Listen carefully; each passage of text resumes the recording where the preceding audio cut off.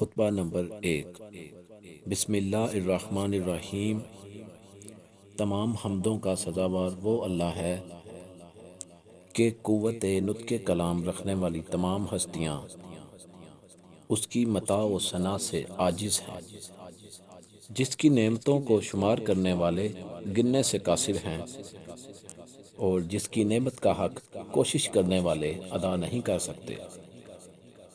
وہ خدا جس کی حقیقت بلند ہمتوں کے ادراک سے ماورا ہے، جس تک فکر کی گہرائیاں پہنچنے سے قاصر ہیں، جس کی صفات کی کوئی حد نہیں ہے۔ نہ کوئی ایسی نعمت ہے جو صفات خدا بندی کو بیان کر سکے، نہ کوئی ایسا وقت جس کا شمار ممکن ہو سکے، نہ کوئی ایسی مدت دراز جو منتہی ہو۔ اس نے تمام خلائق کو اپنی قدرت سے پیدا کیا اور ہواؤں کو اپنی رحمت اور مہربانی سے پھیلایا، اور لرزتی ہوئی زمین کو پہاڑوں کے ساتھ میخ دیا۔ جان لو، دین کی پہلی بنیاد خدا کی معرفت ہے، اور معرفت کا کمال اس کی تصدیق ہے، اور کمال تصدیق توحید ہے، اور کمال توحید اس کو ہر چیز سے برتر ماننا ہے۔ یہ کمال اخلاق صفات کی ذات سے نفی ہے، کیونکہ ہر صفت غیر موصوف ہے اور ہر موصوف غیر صفت ہے۔ جس نے اس کی توصیف میں ذات کو صفت زائد سے ملایا، گویا اس نے اس میں دوئی پیدا کی، اور جس نے اس کی ذات الہی میں دوئی پیدا کی، گویا اس نے اس میں تقسیم کی، اور جس نے ذات الہی میں تقسیم کی اس نے نادانی کی، اور جس نے ذات الہی کے ساتھ نادانی کی اس نے ذات الہی کی طرف اشارہ کیا، اور جس نے اس کی طرف اشارہ کیا اس نے اسے محدود کر دیا، اور جس نے یہ پوچھا کہ خدا کس چیز میں ہے، گویا اس نے اسے ایک ہی چیز میں محدود کر دیا، اور جس نے یہ پوچھا کہ وہ کس چیز پر ہے، گویا اس نے خدائے برتر کو دوسری جگہ نہ سمجھا۔ اور بے شک خداوند ہمیشہ سے ہی وجود میں ہے، ہر جگہ موجود ہے، مگر حادث اور نوپید نہیں۔ وہ موجود ہے مگر اس کی ہستی عدم و نیستی کے بعد نہیں۔ وہ ہر چیز کے ساتھ ہے مگر بطور ہمسر نہیں۔ وہ ہر چیز سے الگ ہے مگر کنارہ کش نہیں۔ وہ ہر چیز کا فاعل ہے مگر اس کا فعل حرکات اور آلات کا نتیجہ نہیں۔ وہ بصیر ہے جب اس کی مخلوق نہ تھی۔ وہ منفرد ہے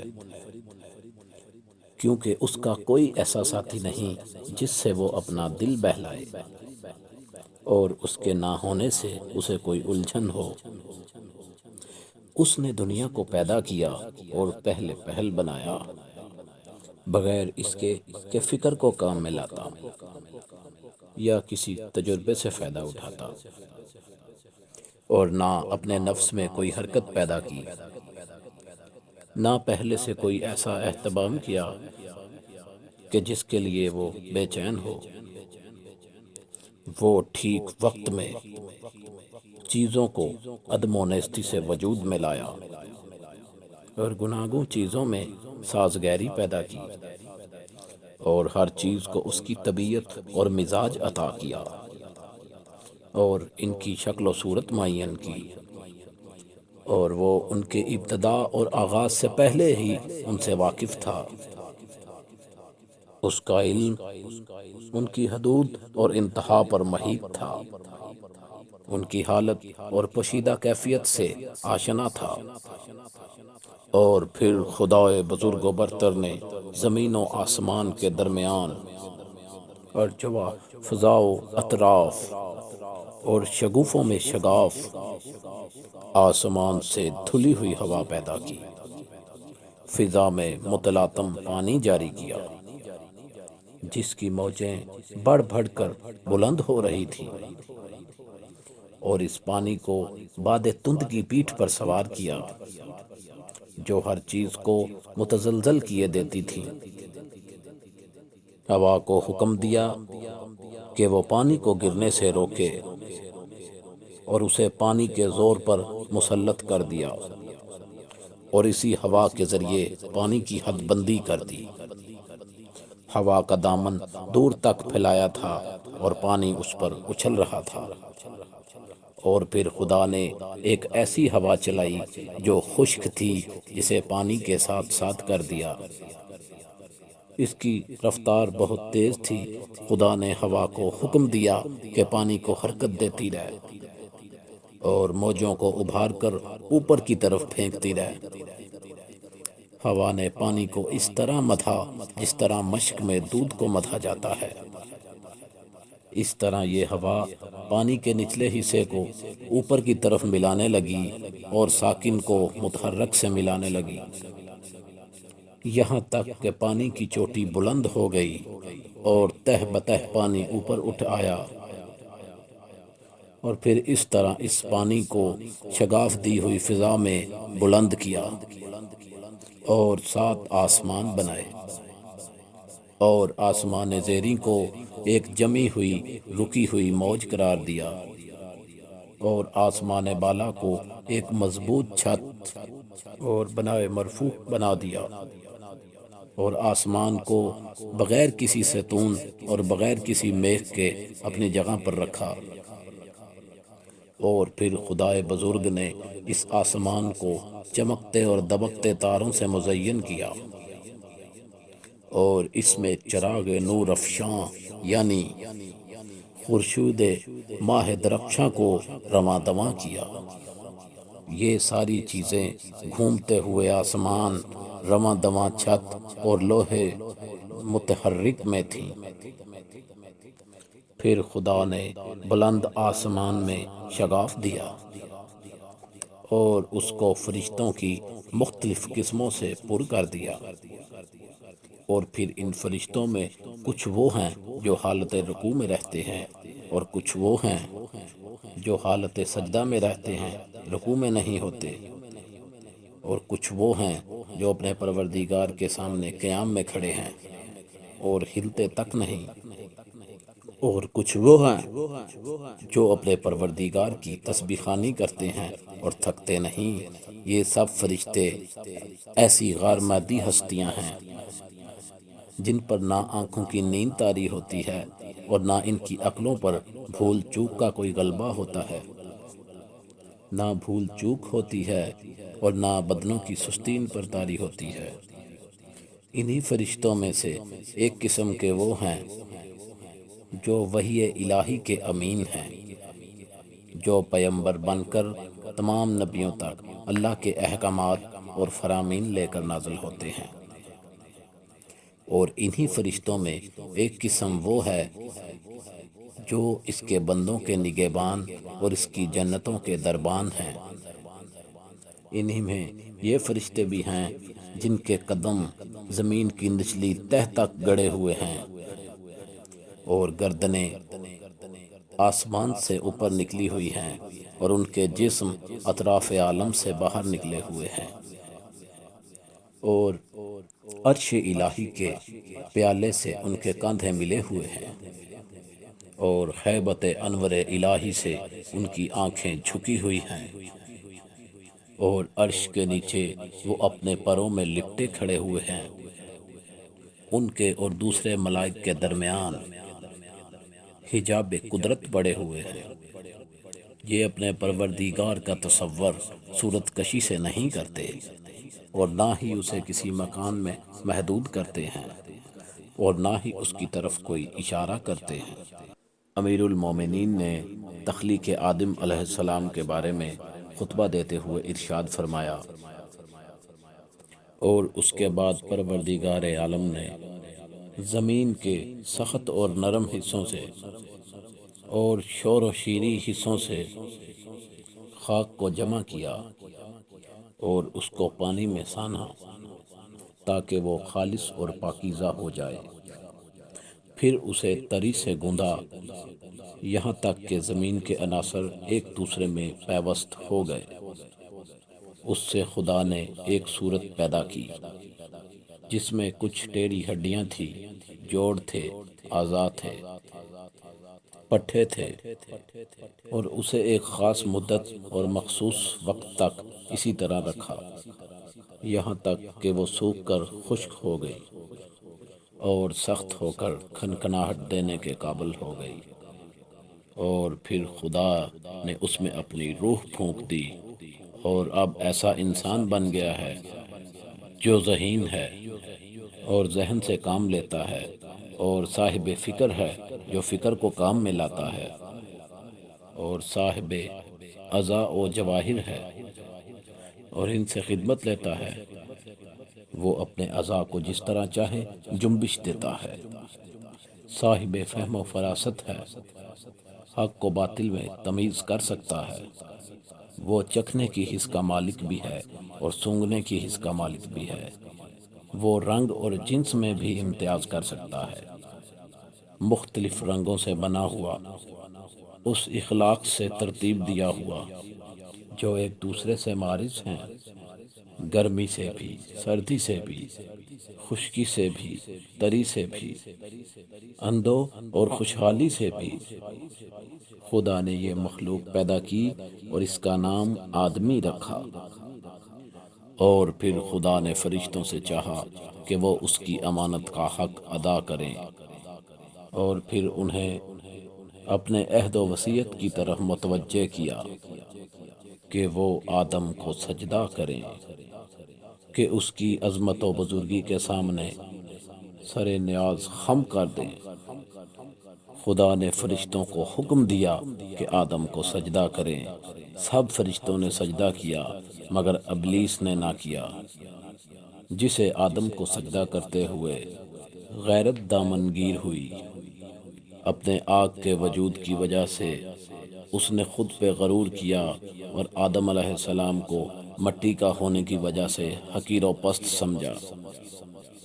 پھر اللہ نے اسے مہلت عطا فرمائی کہ غضب الہی کا مستحق ہو جائے اور بدبختی پورے طور پر تمام ہو جائے اور وعدہ پورا ہو کر رہے۔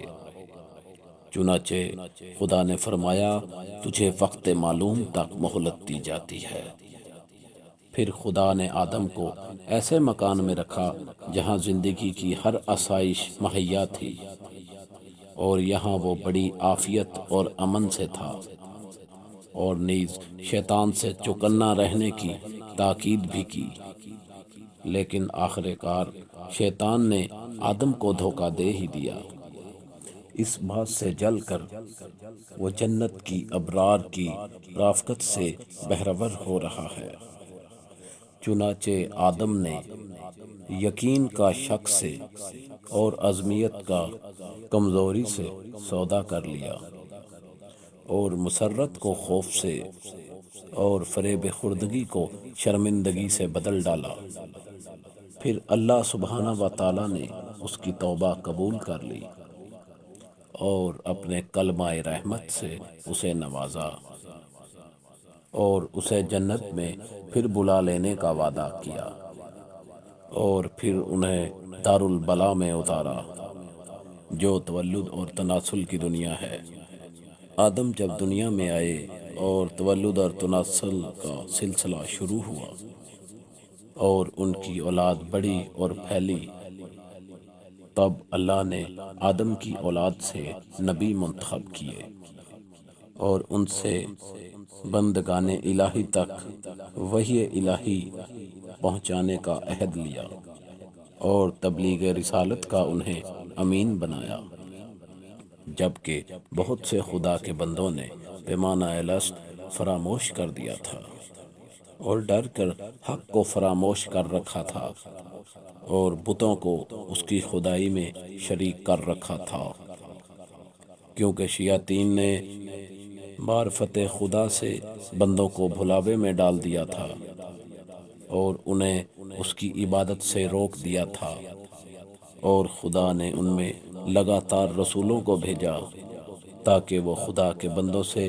عہد الست کا حق ادا کروائیں اور اس کی فراموش کردہ نعمتوں کو یاد کروائیں اور تبلیغ کر کر محبت قائم کروائیں، اور ان عقلوں جو وہم اور شک کے گرد و غبار میں دفن ہو گئیں انہیں ابھار دیں اور چمکا دیں، اور وہ نشانیاں سروں پر چھائے ہوئے آسمان میں ہیں انہیں دکھائیں، اور وہ نشانیاں جو زمین میں ہیں انہیں دکھائیں اور انہیں سمجھائیں، کیونکہ اچھی باتوں سے زندگی اچھی بنتی ہے، اور مہلت جو انہیں فنا کے گھاٹ اتار دیتی ہے، کیونکہ رنج و غم کی کثرت انہیں بوڑھا بنا دیتی ہے، کیونکہ آفات و احادیث کا اثر تو ہوتا رہتا ہے۔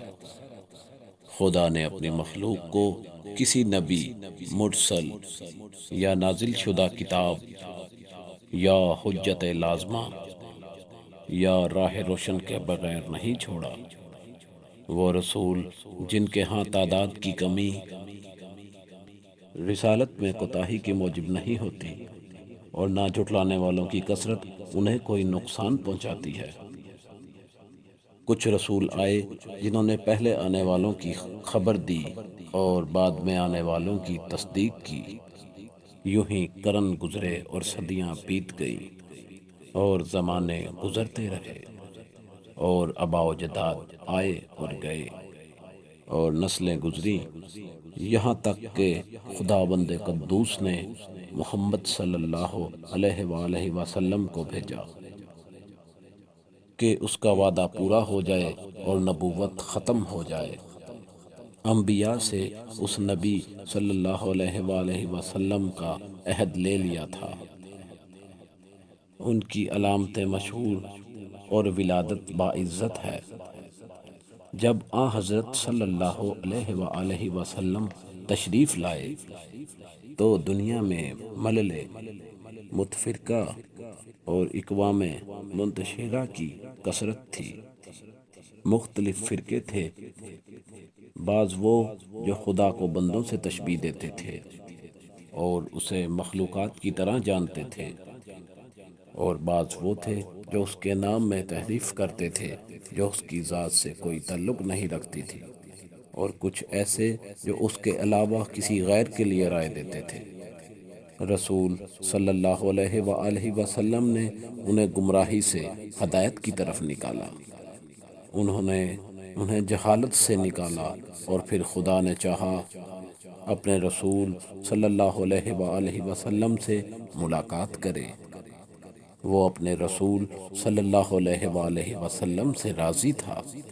اس نے اپنے رسول کو اس بات سے ماورا سمجھا کہ وہ دنیا میں رہے اور اس کی سختیاں سہے، لہٰذا اسے کرامات اور بزرگی کے ساتھ اٹھا لیا صلی اللہ علیہ وآلہ وسلم۔ پھر آن حضرت صلی اللہ علیہ وآلہ وسلم نے تم میں وہی چھوڑا جو دوسرے انبیاء نے اپنی امتوں میں چھوڑا تھا، کیونکہ گزشتہ انبیاء نے اپنی امتوں کو یوں ہی بغیر کسی روشن راستے اور مستقل نشانی کے نہیں چھوڑا تھا۔ تمہارے رب کی کتاب اب رسول اللہ صلی اللہ علیہ وآلہ وسلم کے بعد تمہارے پاس ہے۔ رسول اللہ صلی اللہ علیہ وآلہ وسلم نے اس کے حلال و حرام کو واضح کر دیا، اس کے فرائض اور فضائل کو، اور اس کے ناسخ اور منسوخ کو، اس کی رخصت اور عظمیت کو، اس کے خاص اور عام کو، اس کے عبر و امثال کو، اس کے مرسل اور محدود کو، اس کے حکم اور متشابہ کو اچھی طرح کھول کر بتا دیا، مجملات کی تفصیل کر دی، اس کے اسرار اور گہرائیوں کو ظاہر کر دیا، اور ان میں ایسے میثاق بھی ہیں جن کے جانے بغیر چارہ نہیں، اور ایسے بھی ہیں جن سے بندے ناواقف رہیں تو کام نہیں رکتا۔ وہ بھی بتایا جس کا فرض ہونا قرآن مجید کتاب سے ثابت ہے، اور وہ بھی جس کا منسوخ ہونا سنت رسول سے واضح ہے۔ وہ باتیں بھی بتائیں جن کا اختیار کرنا ازرو و سنت واجب ہے، اور قرآن میں اس کے ترک کرنے کی رخصت ہے۔ نیز یہ بھی کہ کیا چیز وقتی حیثیت سے واجب ہے لیکن آئندہ زمانے میں ان کا واجب رہنا ضروری نہیں ہے۔